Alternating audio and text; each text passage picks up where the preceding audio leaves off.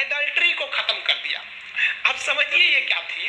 अंग्रेजों ने 1860 में जब आईपीसी बनाया तो उसने कहा कि किसी भी शादीशुदा महिला को यदि कोई दूसरा आदमी उसके पति के बिना परमिशन, यानी पति परमिशन थोड़े देगा कि हमें मेहरारू को लाइन मारो, मतलब उसके पति से छुपाकर उस महिला से संबंध बनाता है, उसे अफेयर रखता है, तो इसमें केवल और केवल उस पुरुष को दोषी माना जाएगा और उस पुरुष को सजा दी जाएगी।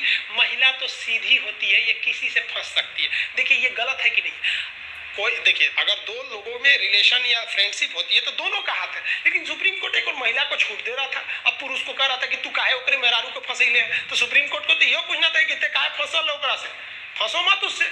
लेकिन सुप्रीम कोर्ट महिला को छोड़ देता था। आज महिला को बहुत जल्दी फुसूल जाती है सब, तनी तनी कुछ बात बोल दो। अच्छा आजकल लड़का क्या करता है, थोड़ा थोड़ा बात बोल देता है, कहता है सब कि मुझे तुम्हारा साथ जिंदगी भर नहीं चाहिए, बस जब तक तुम्हारा साथ है तब तक ही जिंदगी चाहिए। लड़की कही oh my God, he is not man, he is God for me, God for me. ससुरा कही वो डेमो दे रहा है, डेमो, 1 साल रुक, he will become Yamraj for you. समझा? कि लड़कियों को भी समझिए कि लड़की, अरे भाई लड़का को बिलीव करना बेवकूफी है भाई लड़की सबको। अब कौन समझाए सबको? लड़का सब बहुत होशियार होता है सब, शुरुआत में जब डेमो देता है सब बढ़िया बढ़िया बात बोलता है सब, तो औरत सब जो थी सब फंस जाती थी सब, अब दिक्कत हो जाता था। अब सुप्रीम कोर्ट ने कहा कि नहीं, अब आप किसी शादीशुदा महिला से भी आप उसको फंसा सकते हैं, लाइन मार सकते हैं, और आप कोई अपराध नहीं कर रहे हैं। अगर उस महिला का पति आता है हमारे पास कहने कि वो हमारी मेहरारू को फंसा ले तो हम भगा देंगे उसको कि हट, तो मेहरारू तो फसल होगी, यानी अब सब आजादी है। देखो सुप्रीम फ्रॉम कन्विक्शन, जैसे कि किसी भी, ये क्या कहता है, किसी भी अपराधी को केवल उस पर एफआईआर हो जाने से या उस पर मुकदमा चला देने से वह व्यक्ति दोषी नहीं हो जाता तब तक कि जब तक कोर्ट न कह दे कि वो दोषी है। ये बात सही भी है। यहाँ कोई किसी पे एफआईआर लिखवा देता है, बिहार में तो ये बहुत ज्यादा होता है। देखता है किसी लड़का का नौकरी हो गया ना, तो पड़ोसी वाला उससे झगड़ा करके एफआईआर लिखवा देता है कि हमारी बेटी को छेड़ रहा था, ले उसका करियर खराब करेगा सब। तो ये कहता है कि केवल एफआईआर हो जाने से या मुकदमा चल जाने से आप दोषी नहीं हो जाते। हमारा पे कल हो जाती है, किसी का लीक हुआ, वायरल हो गया, आप मीडिया को बहाना मिल जाता है कि हम थोड़े किए, वायरल हो गया, हम बता रहे हैं कि ये वायरल चीजें है। तो निजता का अधिकार है। ये सुप्रीम कोर्ट ने 2017 में तो इसको गजब निजता का अधिकार कर दिया था। दिल्ली का एक मैटर था, एक महिला रतिया 2 बजे किसी से चैटिंग कर रही थी, तो उसका पति रतिया को उठाकर, रे कोना से बतिया रही रे, पहलका वाला से, तो लॉक कर दी मोबाइल बा, तो कहा लॉक खोल, लॉक खोल, तो कहीं नहीं खोलेंगे, तो उसको डिवोर्स दे दिया। कहा कि तू 2 बजे क्या से बतिया रही, उससे सीधी सुप्रीम कोर्ट चल गई, करी कि हाँ हमने भी आटो ले तो खरीद लिया हमको। अरे भाई साहब बड़ी बड़ी बवाल हुआ था। तो कहा गया अपराध के समय के कानून के हिसाब से सजा दे सकते हैं, न कि उस अपराध से पहले क्या कानून था और बाद में क्या कानून किया गया। ये अभी आप समझिए। मान लीजिए कि कोई व्यक्ति 2020 में किसी को मारकर हाथ तोड़ देता है और हाथ तोड़ने की सजा किसी की सुप्रीम कोर्ट वर्तमान समय में 1 साल की सजा है, मान लीजिए हाथ तोड़ने की।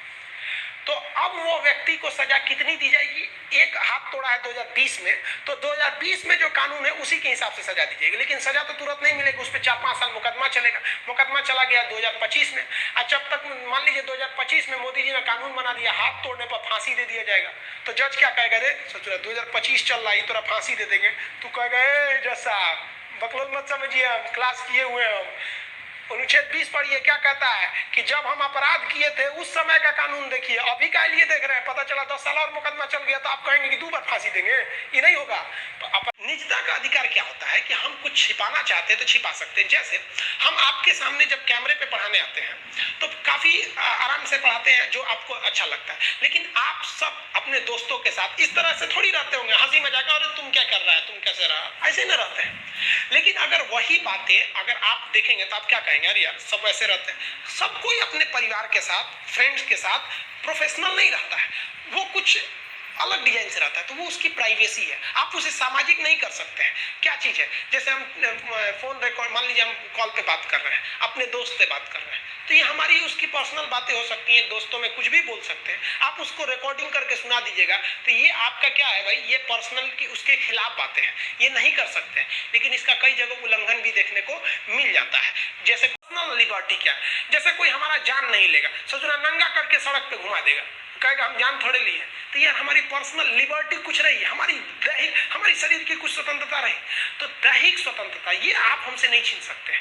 तो इसमें क्या क्या बोला गया, पर्सनल लिबर्टी, अगर हम अकेले रहना चाहते हैं तो अकेले छोड़ सकते हैं, हमको कोई दिक्कत नहीं। जैसे मान लीजिए हमको अकेले अच्छा लगता है, हम कहीं भी जाएंगे तो हम अकेले ही रहते हैं। एक शायर ने भी बोला है, मेरी तन्हाई पर हंसने वालों जरा ये बताओ इस भीड़ में तुम्हारा अपना कौन है।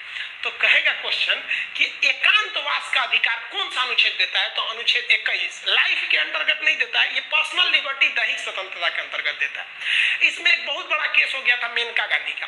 भारत सरकार ने मेनका गांधी लाइफ की बात करा है, इसमें पर्यावरण की भी बात है, इसीलिए आपके गाड़ी का अगर पोल्यूशन फेल है, ज्यादा पोल्यूशन करती है, तो आपके गाड़ी को उठा के थाना में बंद कर दिया जाता है या फिर फाइन लगाया जाता है। आपको स्वच्छ पर्यावरण पाने का अधिकार है, क्योंकि वो आपकी जिंदगी के लिए जरूरी है।